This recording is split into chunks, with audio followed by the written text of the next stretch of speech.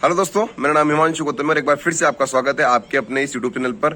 दोस्तों, आपके एग्जाम के 4 दिन बाकी है। ठीक है, 14 को एग्जाम है, आज 10 तारीख हो चुकी है और जिनके शायद 14 को एग्जाम है उनके एडमिट कार्ड आ भी गए हैं। जिनके नहीं आए हैं वो आ जाएंगे, रात तक आ जाएंगे, कल सुबह तक आ जाएंगे। ठीक है, तो कुछ जरूरी बातें जो एग्जाम दे रहे टाइम, जिस टाइम आप पेपर अटेम्प्ट कर रहे हो, पेपर चल रहा है आपका, तो माइंड में कुछ चीज क्लियर होनी चाहिए। ठीक है, उसके बारे में बात करने वाला हूँ। और बातें ऐसे नहीं है कि यार कुछ भी घुमा फिरा के वीडियो बनाने के लिए कुछ भी बोल दिया। मैंने बताया आपको कि 3 बार मैंने प्री का एग्जाम दिया। फर्स्ट टाइम मेरा जो नॉर्मलाइज स्कोर था वो 174 था।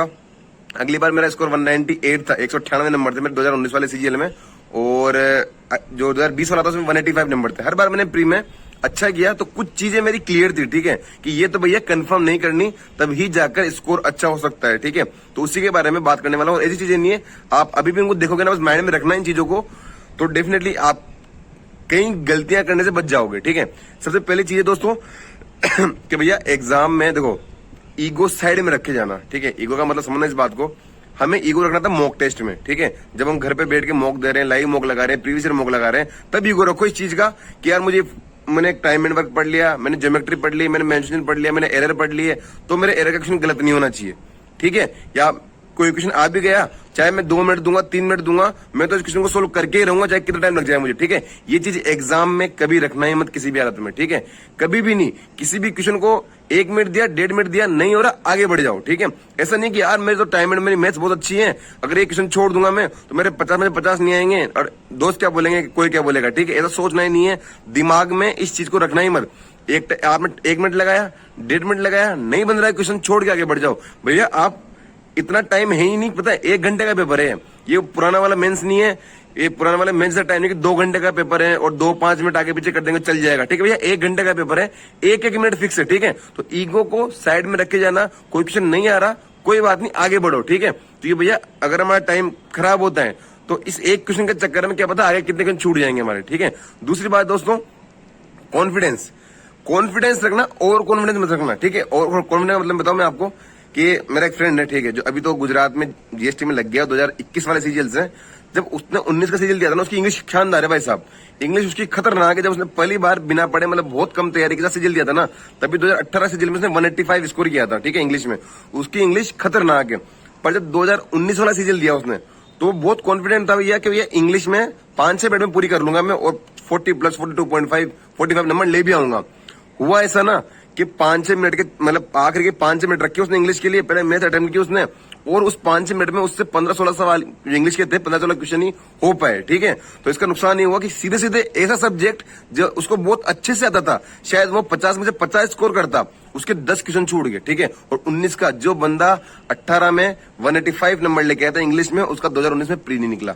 ठीक है, तो ये चीज मत करना, जो टाइम बांटा हुआ है, जो मैं हर बार कहता हूं आपको, अब पहले आप किसी को भी करो, बाद में किसी भी करो। मेरा जो पैटर्न था वो ये था कि 20 मिनट थे मेरे रीजनिंग के, फिर 5 मिनट देता था मैं जीके को, फिर मेरे 10 मिनट थे इंग्लिश के, और फिर मेरे 25 मिनट थे मैथ्स के। ठीक है, मैंने ये बांटा हुआ था। अब मैथ्स में एंड में इस वजह से करता था कि भैया अगर ऐसा हो कि मेरे पास 2 मिनट या 3 मिनट मतलब कम पड़ जाए, 2-3 मिनट कम पड़ जाए, तो मैथ्स के 1-2 क्वेश्चन ही छूटेंगे। पर अगर मैं एंड में इंग्लिश करूंगा तो 2-3 मिनट में मेरे 5-7 क्वेश्चन छूट जाएंगे इंग्लिश के। ठीक है, तो मेरा इसलिए रीजन था कि मैं मैथ एंड में करता था। तीसरी बात दोस्तों, पेपर जब मेंस का पहले 2 घंटे का पेपर होता है या सीपीओ का पेपर होता है ना, तब ये चीज होती है कि भैया आप एक बार में जो आ रहे हैं वो कर लो, और अगली बजी में जो नहीं आ रहे थे, जो हार्ड क्वेश्चन थे उनको करना है। भैया ये चीज 1 घंटे में लोग करते हैं। ठीक है, बड़े बड़े टीचर्स भी सलाह देते हैं, गगन प्रसाद सर भी सलाह देते हैं इस बात की। बहुत सारे टीचर्स मैंने देखे जो कहते हैं कि 2 बार में पेपर करो, पर मेरा ये कहना है, वैसा मेरा पर्सनल व्यू है। ठीक है, क्या 2 बार पेपर जैसा कुछ होता ही नहीं, 1 घंटे का पेपर है। आपको लगता है कि यार 2 घंटे ज्यादा टाइम होगा तुम्हारे पास, मतलब इतना टाइम होगा कि एक बार पेपर को नॉर्मली कर लिया, जो आ रहे थे वो कर लिए, और अगली बजी में तुमको जो नहीं आ रहे थे तुम उन पे ध्यान दोगे। एक बताओ, तुम पेपर कर रहे हो, ठीक है, अब तुमको पेपर में कुछ क्वेश्चन थे जो पढ़े तुमने, तुम्हें नहीं आए, तुम्हें कहा इसको अगली बार में करूंगा, मैं जब अगला वापस देखूंगा ना पेपर को मैं तब करूंगा, तब तुम वापस आओगे, तब तुम्हें क्वेश्चन याद थोड़ी हो, तुम्हें वापस से पढ़ना पड़ेगा। मतलब जो क्वेश्चन तुम एक बार ही पढ़ना चाहिए था, तुमने 2 या 3 बार पढ़ रहे हो क्वेश्चन को। ठीक है, तो मतलब नहीं ना, टाइम वेस्ट ऑफ टाइम है। तो भैया माइंड सेट ये रखना है।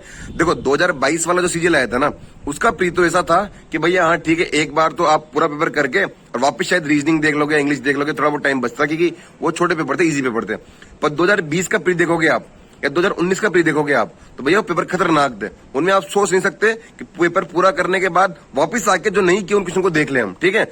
नहीं सोच सकते थे भाई साहब, लंबे पेपर थे, लेंथी पेपर थे, ठीक है। और ऐसे पेपर आगे और तुम माइंड सेट लेके जाओगे ना, वापस कभी आ ही नहीं पाओगे। और 1 घंटे का पेपर है भाई साहब, ठीक है।